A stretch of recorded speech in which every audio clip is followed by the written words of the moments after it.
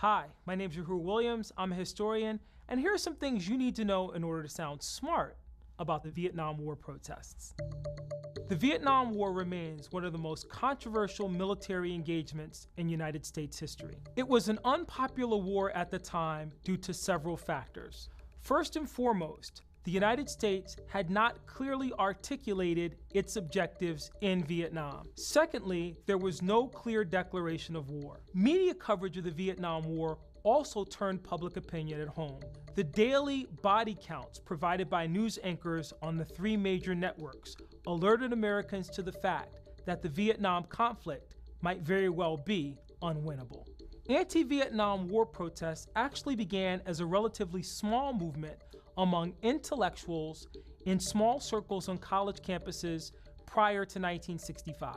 It wasn't until the war escalated in 1965 that the widespread anti-Vietnam War protests that most Americans are familiar with became prominent. The largest and most famous of the anti-Vietnam War protests took place in October of 1967, when more than 100,000 people gathered at the Lincoln Memorial to protest the war in Vietnam.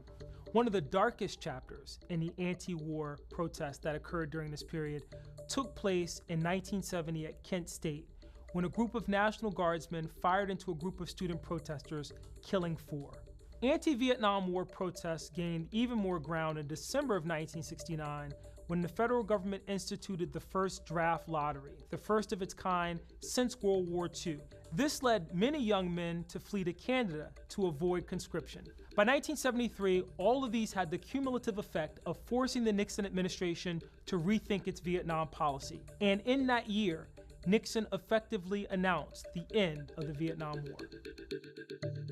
Young people in large numbers came out and joined what became known as the Red Guards. These largely terroristic organizations were used to publicly humiliate, assault, and in some cases, even murder political enemies of Mao and the Communist Party.